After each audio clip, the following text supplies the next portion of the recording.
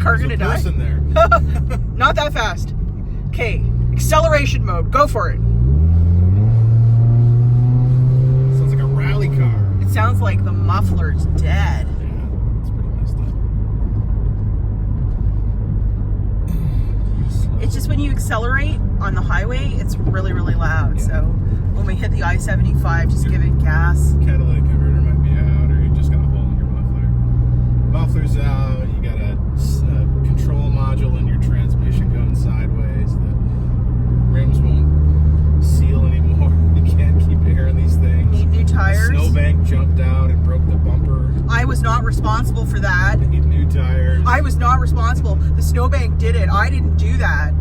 She's been a good girl, but it's time to move on. It's the last 6 months. Everything just died on this car, like since Christmas, eh? It burns oil. Like I eat cheeseburgers. Like it's just crazy. So. That's really bad. That's a lot. Here is probably one of the last videos I'm ever going to shoot of my Pontiac Vibe. I've had this car for 10 plus years, I think like 12 years. And I thought it would be neat just to do a quick little video of it and replace the tires like 4 or 5 times. And that's the back cab of it. It's kind of like a little hatchback. And this car has really served me well. Sorry the light is so terrible. Yeah, so I've had this car for a really long time. It's served me well. And I'm kind of sad today that we're trading it in for a new one. But it's time. There's so many things that are going really wrong with the car, and it's done. I mean, in another 6 months, the engine's having problems.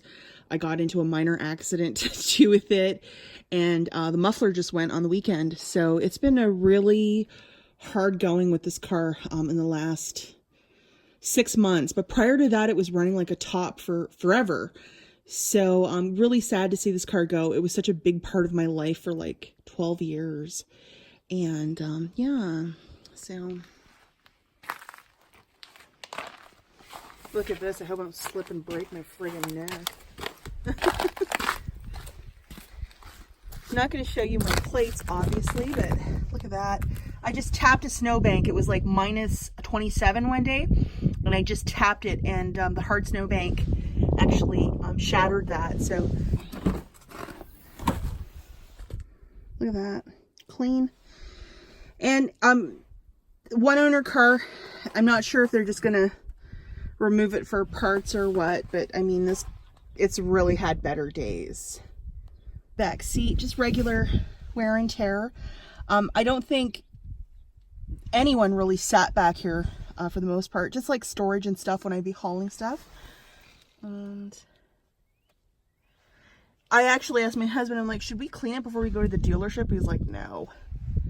This car though, you know, it's gonna need some work. Oops. And here's the front. The one complaint I've always had about this car is like, look how tiny the glove, this box is. It's like itty bitty. You could fit like one tampon and one Tic Tac in there, like nothing. But yeah.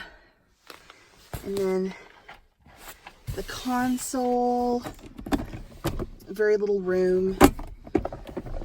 Everything's dirty. Look how many times I've put the key in that ignition.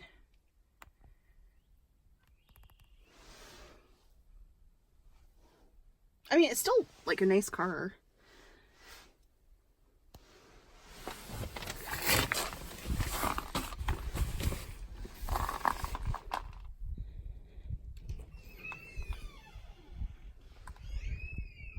What are your thoughts on this car leaving our family?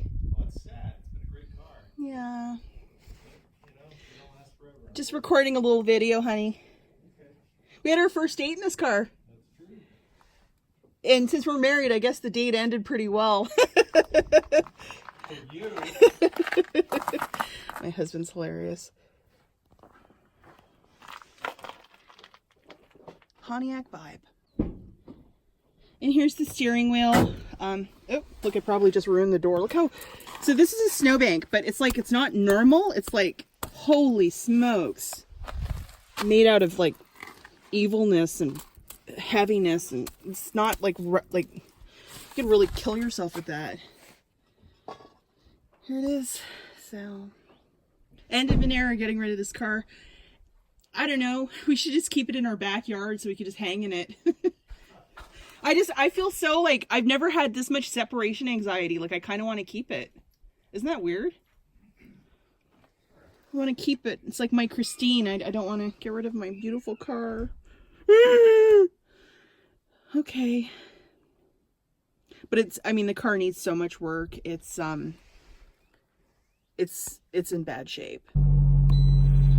This car is so crazy as well because there's a bunch of things that were popping up, and now, like, oh yeah, there they are. We got that thing, just like popcorn.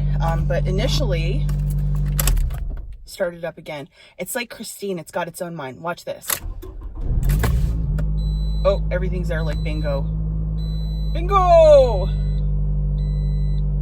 And another thing, this car is actually, it was manufactured up in Canada, or was sold up to me when I was living up in Canada.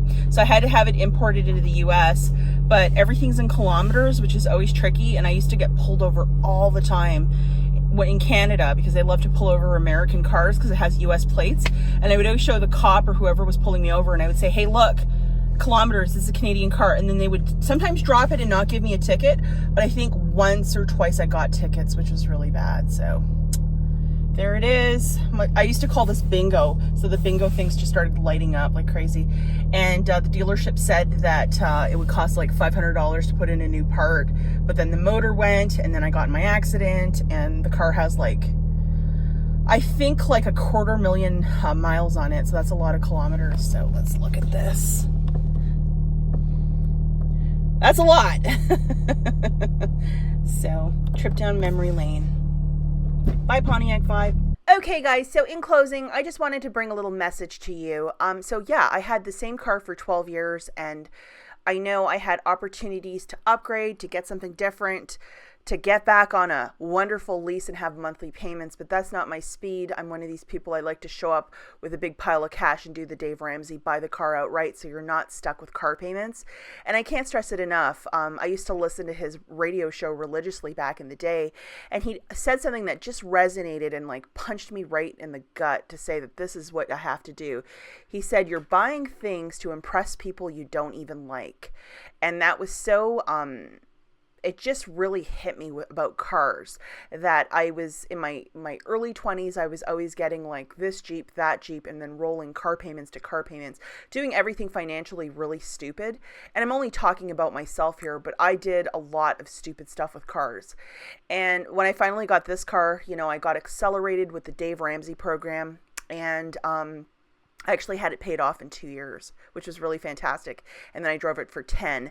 So like my husband was saying, like this car didn't owe us a penny. Like we used it really well, lots of road trips, and it was just a really steady car. This car never left us on the side of the road. It was, it had its own personality, and I was really sad to see it go yesterday.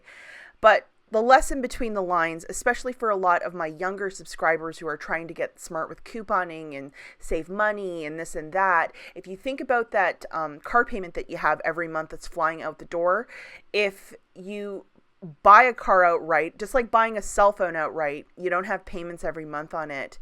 And I certainly would never go with a lease. I know a lot of people swear by it, but you know, it's not what Dave Ramsey preaches, and I am a huge follower of him. And this is the last shot of my key. It was a really sad moment when I had to give that over yesterday.